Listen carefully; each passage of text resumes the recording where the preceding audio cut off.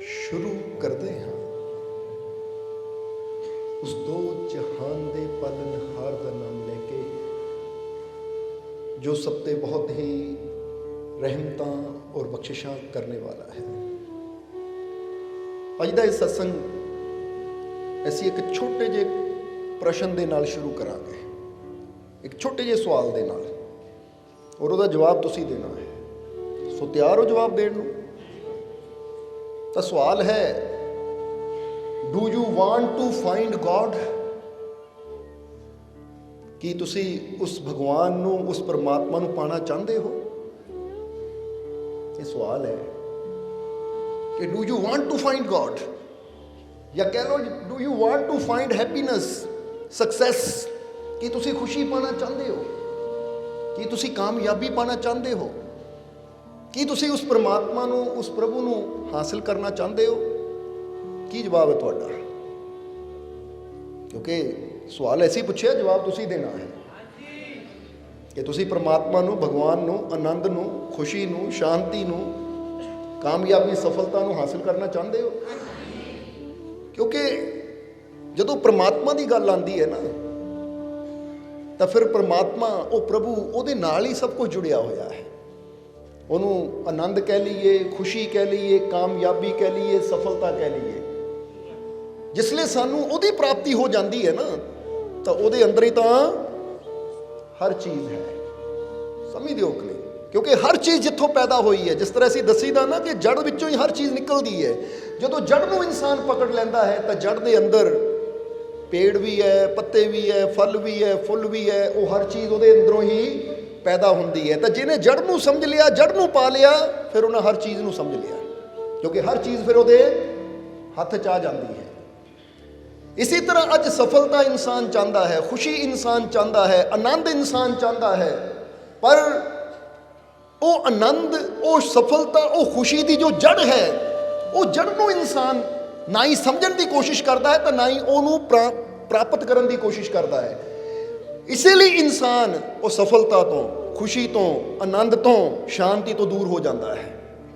ਸਮਝਣਾ ਜ਼ਰਾ ਸਾਰਿਆਂ ਨੇ। ਔਰ ਜਦੋਂ ਅਸੀਂ ਉਸ ਚੀਜ਼ ਨੂੰ ਸਮਝ ਲਿਆ ਜਿਸ ਦੇ ਵਿੱਚੋਂ ਹਰ ਸ਼ੈ ਪੈਦਾ ਹੁੰਦੀ ਹੈ, ਤਾਂ ਫਿਰ ਜਦੋਂ ਉਹ ਇੱਕ ਨੂੰ ਜਾਣ ਲਿਆ, ਉਹ ਇੱਕ ਨੂੰ ਪਕੜ ਲਿਆ, ਤਾਂ ਹਰ ਚੀਜ਼ ਸਾਨੂੰ ਆਪੇ ਹੀ ਹਾਸਿਲ ਹੁੰਦੀ ਚਲੀ ਜਾਏਗੀ। ਇਸ ਲਈ ਅਗਰ ਸਾਡੇ ਅੰਦਰ ਇਹ ਚਾਹਤ ਹੈ, ਅਗਰ ਸਾਡੇ ਅੰਦਰ ਇਹ ਤਮੰਨਾ ਹੈ ਕਿ ਮੈਂ ਉਹ ਈਸ਼ਵਰ ਨੂੰ, ਉਹ ਪਰਮਾਤਮਾ ਨੂੰ, ਉਹ ਪ੍ਰਭੂ ਨੂੰ ਪਾਣਾ ਚਾਹੁੰਦਾ ਹਾਂ, ਤਾਂ ਫਿਰ ਜਿੱਦਾਂ ਦੱਸਿਆ ਤੁਸੀਂ ਕਿ ਹਾਂ ਅਸੀਂ ਚਾਹੁੰਦੇ ਹਾਂ, ਬੋਲੋ ਚਾਹੁੰਦੇ ਹੋ ਕਿ ਨਹੀਂ?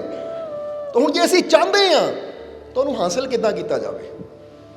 ਐਸਾ ਸਾਨੂੰ ਕੀ ਕਰਨਾ ਪਏਗਾ? ਐਸਾ ਕੀ ਸਮਝਣਾ ਪਏਗਾ? ਐਸਾ ਕੀ ਸਿੱਖਣਾ ਪਏਗਾ ਕਿ ਸਾਡੀ ਇਹ ਚਾਹਤ ਪੂਰੀ ਹੋ ਸਕੇ, ਸਾਨੂੰ ਉਹ ਪਰਮਾਤਮਾ ਦੀ, ਉਹ ਪਰਮਾਨੰਦ ਦੀ ਪ੍ਰਾਪਤੀ ਹੋ ਸਕੇ, ਸਾਨੂੰ ਖੁਸ਼ੀਆਂ ਦੀ, ਸਫਲਤਾ ਦੀ ਪ੍ਰਾਪਤੀ ਹੋ ਸਕੇ? ਐਸਾ ਸਾਨੂੰ ਕੀ ਕਰਨਾ ਪਏਗਾ?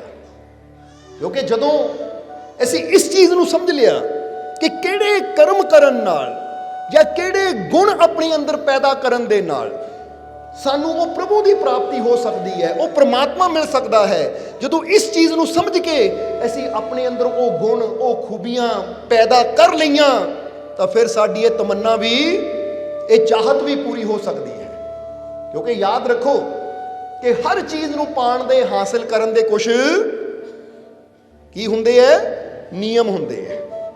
ਸਮਝਦੇ ਹੋ ਕਿ ਨਹੀਂ?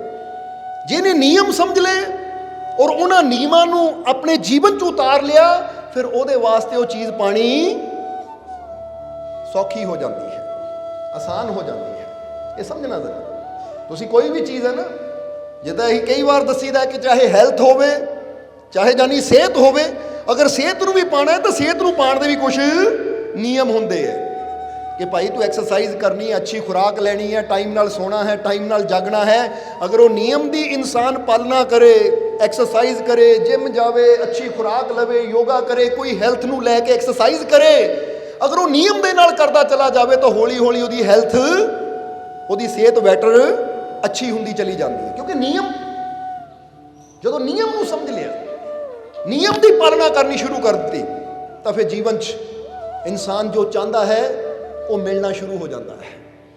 ਪਰ ਇੱਥੇ ਗੱਲ ਕਰ ਰਹੇ ਅਸੀਂ ਉਹ ਪਰਮਾਤਮਾ ਦੀ ਕਿ do you want to find God, ਕਿ क्या तुम ईश्वर को कि तुसी परमात्मा नूं पाना चाहते हो? हुण हाँ तुहाडा एक जवाब आया कि हाँ असीं पाना चाहते हैं। तो अज असीं वो परमात्मा नूं किद्दां असीं हासिल कर सकते हैं, वो परमात्मा तक किद्दां पहुँच सकते हैं, वो परमात्मा की प्राप्ति सानूं किद्दां हो सकती है, अज ये बारे समझना है। सो तैयार हो फिर समझण नूं? सो आओ फिर हुण निकलीए इस यात्रा ते कि किस तरह असीं वो परमात्मा नूं पा सकते हैं। सो हुण जिस तरह असीं दस रहे सी कि परमात्मा किहनां नूं मिलदा है, परमात्मा की प्राप्ति किहनां नूं हुंदी है, परमात्मा उन्हां नूं मिलदा है जिन्हां दे अंदर ये गुण हुंदे है। ये गुण किहड़े गुण? जरा हुण चेक करना कि की ये गुण मेरे अंदर है। अगर नहीं है तो फिर मैनू एक गुण अपने अंदर पैदा करने पैने है। जितना जितना मेरे अंदर एक गुण पैदा होंदे चले जाएंगे उस तरह मैं अपने मालिक दे परमात्मा दे निकट होंदा चला जाऊंगा, नेड़े होंदा चला जाऊंगा। और जिसले पूरी तरह एक गुण मेरे अंदर पैदा हो गए तो फिर पक्की गल है कि जो मेरे अंदर एक गुण पैदा हो गए तो फिर मैनू मेरे मालिक तो कोई जुदा नहीं कर सकता। फिर मैं और ओहो जिदा शाह मंसूर ने कहा ना ऐनल हक कि मैं ही हक हाँ, मेरे अंदर ही वो प्रभु है, वो शक्तिशाली परमात्मा मेरे अंदर ही है। फिर तुहाडे अंदरों भी यही आवाज आएगी कि हुण मैं अपने मालिक तो जुदा नहीं, तो मेरा मालिक मेरे तो जुदा नहीं। हुण वो किहड़े गुण है, अज उन्हां गुणां दी गल करनी है। और जिस तरह असीं दस्सिया कि असीं जितना जितना गुणां दी गल करनी है, तुसीं अपने अंदर झाती मारनी है कि मेरे अंदर ये गुण है या नहीं। अगर नहीं है तो फिर समझ लेना कि इन्हां नूं पैदा करके ही मैं अपने मालिक दे नाल जुड़ सकदा हाँ, उहदे नेड़े हो सकदा हाँ। समझदे हो कि नहीं? इसलिए हुण समझना जरा सारियां ने। एक शब्द अंदर बड़ा प्यारा आया है एक गुणां बारे, क्योंकि किन्ने गुण इस शब्द अंदर दसे गए हैं? ये 6 गुण दसे गए हैं। किन्ने गुण? 6 गुण दसे गए हैं कि अगर परमात्मा नूं हासिल करना चाहते हो, प्रभु नूं हासिल करना चाहते हो, तो ये 6 गुण अपने अंदर सानू पैदा करने पैणगे। और ये 6 गुण किहड़े है? आओ हुण इन्हां नूं समझीए। तो ये शब्द अंदर बड़ा प्यारा लिखिया है कि सच्चाई, निमरता, प्रेम हो। सच्चाई, निमरता, प्रेम हो, सबर, शुक्र, विश्वास। जिसके अंदर है सभी साहिब उसके पास। जरा हम गौर करना, ये छोटे जे शब्द अंदर की इशारा है? ये छोटे जे शब्द के अंदर वो गुणा बारे दसिया है कि अगर तेरे अंदर ये 6 गुण है तो फिर याद रख, जेदे अंदर ये 6 गुण है ना, फिर साहिब उसके पास। जिदा बंदा कहता मेरे को फुल है तो गुलाब की खुशबू, जे मेरे को गुलाब है तो उसकी खुशबू मेरे पास है, क्योंकि गुलाब के नाल ही तो खुशबू जुड़ी हुई है। इसी तरह वो परमात्मा प्रभु भी कुछ ऐसे गुण होंदे हैं जिन्हां नाल वो परमात्मा जुड़िया है। जदों वो गुण साडे अंदर पैदा हो जाते हैं तो फिर साडा प्रभु हमेशा लई साडे पास इस तरह आ जाता है कि जिस तरह फिर दसिया कि कोई सानू उस तो दूर नहीं कर सकता। वैसे भी वो हमेशा नाल ही है साडे, पर दरअसल नाल हुंदियां होइयां भी अज तक सानू ओदी झलक नहीं मिलती, क्योंकि साडियां अखां ते कुछ इदां दे पर्दे छाए हुए हैं। जिद्दां जिद्दां असीं ये गुण पैदा करदे हो, पर्दा हटदा चला जांदा तो सानू अपने प्रभु दी वो झलक या वो एहसास मिलना शुरू हो जाता है। जिस तरह कहा जाता ना, मेरी मैह ने मुझको जुदा कर दिया, मुझको बंदा और तुझको खुदा कर दिया, जब मुझ में मैं ना रही बाकी फिर बंदा की ते मौला की। इत्थे भी यही इशारा दसिया है। या सुल्तान वाहू ने बड़ा प्यारा अपने कलाम के अंदर भी दसिया है कि अल्फ अल्लाह तो सब कुछ बनिया, जो दिसदी कुल खुदाई हूँ। वो कहते वो अल्लाह, वो परमात्मा, वो प्रभु को ही सब कुछ बनिया है। और जो भी खुदाई नजर आ रही है ना, खुदाई का मतलब होता है ये संसार, ये जो भी दुनिया है या दुनिया तो बाहर खंड ब्रह्मांड जो भी है, कहते हर चीज नूं बनाने वाली इको ही ताकत है। अल्फ अल्लाह तो सब कुछ बनिया, जो दिसदी कुल खुदाई हूँ। हर एक दे उन्हें रूप बनाए, खुद अपनी शक्ल छुपाई हूँ। कि हर चीज का रूप बनाया, पर अपने रूप नूं, अपनी शक्ल नूं, अपनी सूरत नूं छुपा लिया। यानी आप निरंकार हो गया, अपना कोई आकार ही नहीं जाहिर किया। हुण अगली लाइनां दे विच सुल्तान बाहू बड़ी प्यारी गल कहंदे आ कि हर एक दे उन्हां रूप बनाए, खुद अपनी शक्ल छुपाई हूं, रहिंदा सब विच पर नजर ना आवे, एक ऐसी खेड रचाई हो। ये बड़ी प्यारी गल है कि रहिंदा किथे है? सब विच। हुण तुहाडे अंदर भी है, हर शै दे अंदर भी है, पर नजर ना आवे। रहिंदा सब विच पर नजर ना आवे, एक ऐसी खेड रचाई हूं, ओ कामिल मुर्शद मिलिया बाहू, जिसने गल समझाई हूं। सो सुल्तान बाहू कहंदे कि सब दे अंदर वो परमात्मा रहिंदा है, वो प्रभु रहिंदा है, वो मेरा रब सब दे अंदर वसदा है, पर सब दे अंदर वसदियां भी नजर नहीं आंदा किसे नूं। फिर नजर किहनूं आंदा है? जद कामिल मुर्शद मिलिया बाहू, कहंदे जदों कामिल मुर्शद मिलदा है, कामिल गुरु मिलदा है, उसने गल समझाई हूं, कि फिर ही गल समझ विच आई कि जेड़ा मेरे अंदर वसदा है, उहदे नाल मुलाकात किद्दां हुंदी है, उहनूं जाणिया किद्दां जांदा है, ਉਹਦਾ एहसास किस तरह ਹੁੰਦਾ है। ਇਹਦੀ युक्ति कामिल मुर्शद ही दसदा है। इसलिए ये युक्ति है कि अगर ਅਸੀਂ युक्ति ਨੂੰ समझ लवांगे तो जिस तरह की छोटी जी चाबी होंगी ना, जे कोई चाबी होंगी ਉਹਦੇ वास्ते द्वार खुल जाता है, इसी तरह युक्ति है। अगर इस युक्ति ਨੂੰ समझ के ਅਸੀਂ अपना लवांगे, इसके उत्ते अमल करने की कोशिश करांगे, तो फिर सानू भी वो गल की समझ आ जाएगी जिन्हों अज तक कोई समझ ही नहीं पाया। यानी कहने का मतलब की है कि अज तक तुसीं समझ ही नहीं पाए, नहीं तो गुरु रहबर संत महापुरुष बहुत वो युक्ति नूं समझ के, वो चीज़ नूं समझ के अपने जीवन नूं आनंदमय बना गए। पर इत्थे गल है कि इन्ने सालों तो तुसीं जिस नूं नहीं समझ पाए, अगर अज इस युक्ति नूं समझ लओगे तो उसकी समझ आनी तुहानूं शुरू हो जाएगी। समझदे हो कि नहीं?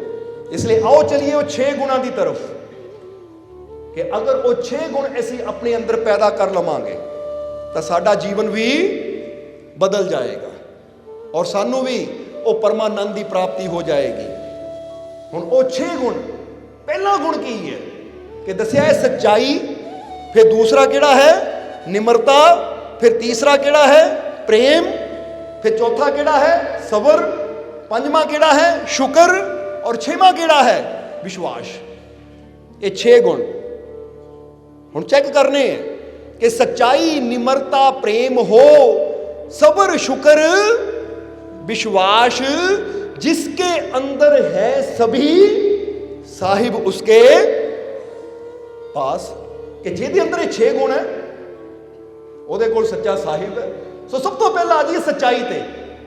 हुण जरा चेक करो कि मेरे अंदर सच्चाई वाला गुण है या नहीं। अपने आप नूं पुछना है तुसीं, क्योंकि ये गल अंदर दी है। परमात्मा साडे अंदर है, उसकी कृपा साडे अंदर है, वो परम शक्ति साडे अंदर है। और जे मैं उस परम शक्ति नूं पाना चाहता हाँ तो मैनू अपने अंदरों ही अपने आप नूं पुछना पैना है। क्योंकि बाहर तो बंदा कह दिंदा है कि मैं सच्चा हाँ, मैं कभी झूठ नहीं बोलदा, पर अपने आप नूं इंसान नूं अंदर पता हुंदा है कि गल ते थोड़े जे फायदे के पिछे या थोड़ी जी चीज़ नूं हासिल करने वास्ते मैं किन्ने झूठ बोल दिंदा। समझदे हो कि नहीं? इसलिए सच्चाई का मतलब एक होता कि सच के मार्ग पर चलना, और दूसरा कि सच होवे दिखावा ना होवे। समझदे हो कि नहीं? क्योंकि कई बार इंसान सिमरन भी करता है, दान पुण्य भी करता है, या कह लो कि धार्मिक स्थानों पर भी जाता, उस सच्चाई घट होंदी, दिखावा ज्यादा होंदा है। सच्चाई का मतलब की है कि मैं जो कर रहा हाँ दिलों कर रहा हाँ, प्रेम नाल कर रहा, अपने मालिक के इश्क दे विच कर रहा हाँ, अपने प्रभु के प्रेम दे विच कर रहा, किसी दिखावे की खातर नहीं कि दुनिया देखे, संसार देखे। क्योंकि दिखावा और सच्चाई इनू इदां भी तुसीं समझ लैंदे हो, समझ सकते हो कि कई बार रिश्तेदारी च बंदा जाता है, रिश्तेदारी च जाता है तो अंदरों जान नूं दिल नहीं करता, अंदरों दिल नहीं करता कि मैं इसके घर जावां, पर बाहरों बंदा कहता दुनिया की कहेगी, दिखावे वास्ते चले जाइए। कहते ये दिखावा नहीं, जे करना ही है तो फिर दिखावे ना नहीं, सच्चाई ना करो। समझदे हो कि नहीं? क्योंकि परमात्मा प्रभु की देखदा है, वो साडे ਅੰਦਰ ਨੂੰ ਦੇਖਦਾ ਹੈ, ਉਹ ਇਹ ਨਹੀਂ ਦੇਖਦਾ ਸਾਡਾ ਸਰੀਰ ਕੀ ਕਰ ਰਿਹਾ ਹੈ।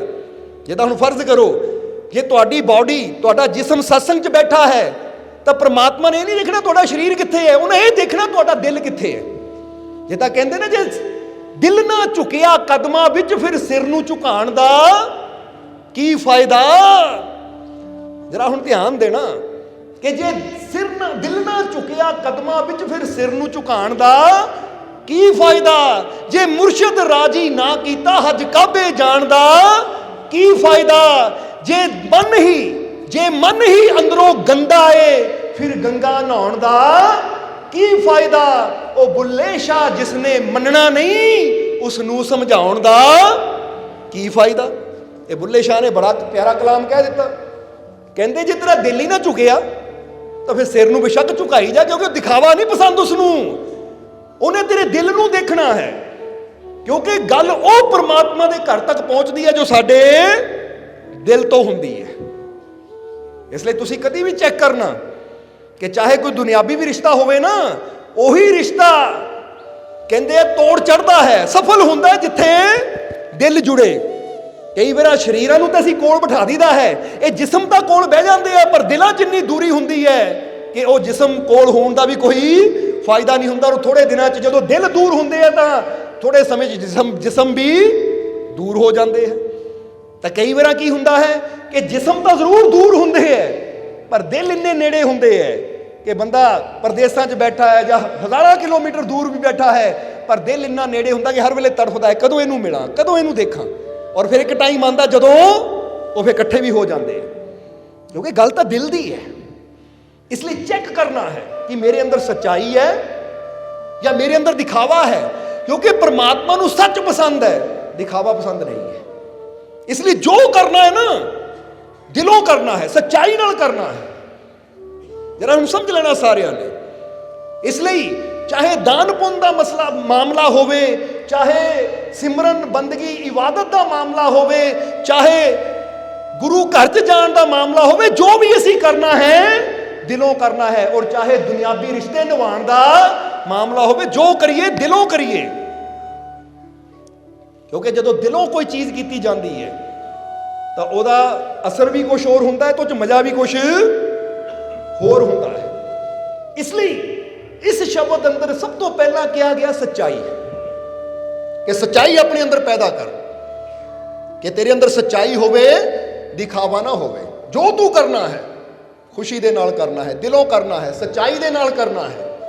ਤਾਂ ਫਿਰ ਇਹ ਗੁਣ ਜਦੋਂ ਤੇਰੇ ਅੰਦਰ ਪੈਦਾ ਹੋ ਗਿਆ ਤਾਂ ਸਮਝ ਲੈ ਕਿ ਇਹ 6 ਸਟੈਪ ਹੈ। ਕਿੰਨੇ ਸਟੈਪ ਹੈ? ਇਹ 6 ਸਟੈਪ ਹੈ। ਕਿ ਅਗਰ ਇਹ 6 ਸਟੈਪ 6 ਪੌੜੀਆਂ ਤੇ ਪੈਰ ਰੱਖਾਂਗੇ ਤਾਂ ਅਸੀਂ, ਜਿੱਦਾਂ ਕਹਿੰਦੇ ਨਾ ਬੰਦਾ ਪੌੜੀ ਚੜ੍ਹ ਕੇ ਛੱਤ ਤੱਕ ਪਹੁੰਚ ਜਾਂਦਾ ਹੈ, ਅਗਰ ਇਹ ਸਟੈਪ ਬਾਈ ਸਟੈਪ ਅਸੀਂ ਚੱਲਦੇ ਜਾਵਾਂਗੇ ਤਾਂ ਆਪਣੇ ਪ੍ਰਭੂ ਤੱਕ ਅਸੀਂ ਪਹੁੰਚ ਜਾਵਾਂਗੇ। ਸੋ ਉਹਦੇ ਪਹਿਲਾ ਸਟੈਪ ਕਿਹੜਾ ਹੈ?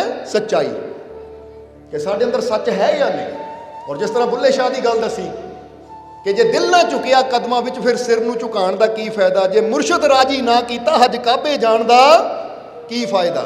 ਉਹ ਕਹਿੰਦੇ ਕਾਬੇ ਦੇ ਵੀ ਚੱਕਰ ਲਾਈ ਜਾ, ਪਰ ਜੇ ਮੁਰਸ਼ਿਦ ਹੀ ਰਾਜੀ ਨਾ ਕੀਤਾ ਤਾਂ ਕਾਬੇ ਜਾਣ ਦਾ ਵੀ ਕੀ ਫਾਇਦਾ। ਜੇ ਮਨ ਹੀ ਅੰਦਰੋਂ ਗੰਦਾ ਹੈ, ਜੇ ਤੇਰੇ ਮਨ 'ਚ ਹੀ ਬੁਰੇ ਵਿਚਾਰ ਹੈ, ਤੇ ਜੇ ਤੇਰਾ ਮਨ ਹੀ ਬੁਰਾਈ ਨਾਲ ਭਰਿਆ ਹੈ, ਜੇ ਤੇਰਾ ਮਨ ਹੀ ਮੈਲ ਦੇ ਨਾਲ ਭਰਿਆ ਹੈ, ਪਾਪਾਂ ਦੀ, ਬੁਰਾਈਆਂ ਦੀ, ਬੁਰੀ ਸੋਚ ਦੀ ਮੈਲ ਨਾਲ, ਤਾਂ ਫਿਰ ਤਨ ਨੂੰ ਜਾ ਕੇ ਗੰਗਾ 'ਚ ਚੁੱਭੀਆਂ ਵੀ ਲਵਾ ਲਏਗਾ, ਮਲ ਕੇ ਧੋ ਵੀ ਲਏਗਾ, ਤਾਂ ਉਹ ਕੀ ਫਾਇਦਾ ਭਾਈ। ਕਿਉਂਕਿ ਪਰਮਾਤਮਾ ਨੇ ਤੇਰੇ ਅੰਦਰ ਦੀ ਸਫਾਈ ਦੇਖਣੀ ਹੈ। ਜਰਾ ਸਮਝਣਾ ਸਾਰਿਆਂ ਨੇ। ਇਸ ਲਈ ਫਿਰ ਆਖਰਲੀ ਲਾਈਨ 'ਚ ਬੁੱਲੇ ਸ਼ਾਹ ਕਹਿੰਦੇ ਹੈ, ਬੁੱਲੇ ਸ਼ਾਹ ਜਿਸਨੇ ਮੰਨਣਾ ਨਹੀਂ ਉਸ ਨੂੰ ਸਮਝਾਉਣ ਦਾ ਕੀ ਫਾਇਦਾ। ਜਿੱਦਾਂ ਸ਼੍ਰੀ ਕ੍ਰਿਸ਼ਨ ਨੇ ਬੜੀ ਪਿਆਰੀ ਇੱਕ ਲਾਈਨ ਕਹੀ ਹੈ। ਸ਼੍ਰੀ ਕ੍ਰਿਸ਼ਨ ਕਹਿੰਦੇ ਕਿ ਜਬ ਲੋग अच्छे को बुरा और बुरे को अच्छा मानना और कहना शुरू कर दें तो समझ लो उनका बुरा वक्त नजदीक आ गया है। जरा समझना सारिਆਂ ने कि ਜਦੋਂ ਕੋਈ ਵੀ ਇਨਸਾਨ, ਲੋਕ ਵਿੱਚ ਸਾਰੇ ਹੀ ਆ ਜਾਂਦੇ ਹੈ, ਔਰਤ ਮਰਦ ਬੱਚਾ ਬੁੜਾ, ਕਹਿੰਦੇ ਜਿਹੜਾ ਇਨਸਾਨ ਸ਼੍ਰੀ ਕ੍ਰਿਸ਼ਨ ਕਹਿੰਦੇ ਹੈ ਕਿ ਅੱਛੀ ਚੀਜ਼ ਨੂੰ ਬੁਰਾ ਤਾਂ ਬੁਰੀ ਚੀਜ਼ ਨੂੰ ਅੱਛਾ ਕਹਿਣਾ ਔਰ ਮੰਨਣਾ ਸ਼ੁਰੂ ਕਰ ਦੇਵੇ ਨਾ, फिर समझ लो इस इंसान का बुरा वक्त नेड़े आ गया। जरा समझना सारे। और ये जरा हुण गल दी गहराई नूं देखो।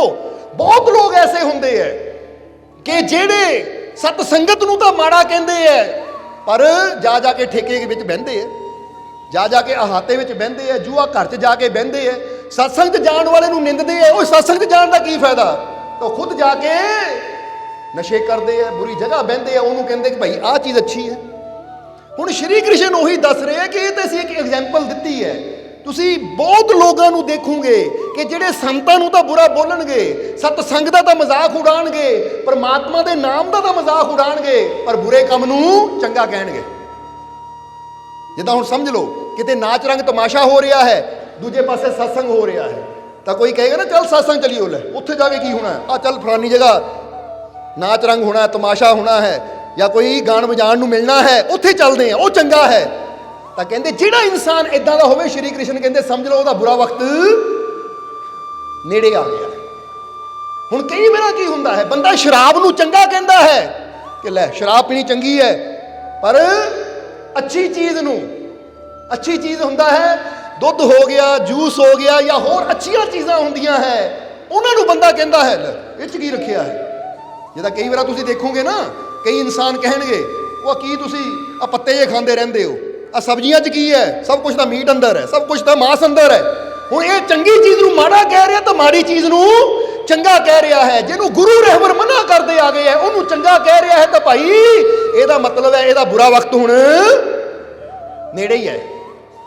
इसलिए तुसीं थोड़ा जिहा अपने आप नूं चैक करना है, क्योंकि जदों भी अवतार पीर फकीर औलिया रहबर गुरु रहबर कोई भी बचन कहते हैं ना, वो सानू एक चेतावनी दिंदे है कि देखो किते तुहाडे अंदर एक कमी तो नहीं गई, कि तुहाडे अंदर ये चीज़ तो नहीं कि तुसीं अच्छी चीज़ नूं बुरा कही जा रहे हो और बुरी चीज़ नूं अच्छा कही जा रहे हो।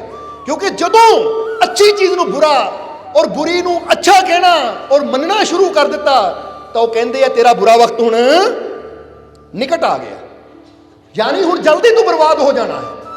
क्योंकि यही काम तो दुर्योधन ने किया सी, उन्हें श्री कृष्ण की सलाह नूं बुरा मन्निया और अपने मामे शकुनी की सलाह नूं चंगा मन्निया। हालांकि श्री कृष्ण सब का भला करना चाहते सी, दुर्योधन का भी भला चाहते सी, पर दुर्योधन ने श्री कृष्ण नूं दुश्मन जानिया, तो अपने मामे शकुनी नूं अपना मित्र जानिया। तो तुसीं फिर देखते हो बुरा वक्त किहड़ा आया, बर्बाद कौन होया। और जदों पांडवां की जित हुई और कौरवां की हार हुई, तो श्री कृष्ण कहते काश दुर्योधन ने मेरी गल मन्नी हुंदी तो अज इन्हां दा इह हशर ना हुंदा, पांडव भी खुशी ना जींदे ते भी खुशी ना जींदे। इत्थों ही बर्बादी शुरू हो जाती है, जदों इंसान सच्चाई ते रब दे प्यारियां दे वचनां ते यकीन नहीं करता, उन्हां दा मखौल उड़ांदा है, उन्हां दा मजाक उड़ांदा है और दुनिया दी गल्लां नूं सच मनदा है, यानी बुरियां गल्लां नूं सही मनदा है। जिद्दां एक फकीर की कहानी सानूं याद आ गई, बड़ी प्यारी कहानी है कि एक बहुत बड़ा नगर सी, उस नगर का जो राजा सी उसने अपने मंत्री नूं कहा कि मंत्री कोई जगह देख जिथे मैं अपना आलीशान महल बनाना है।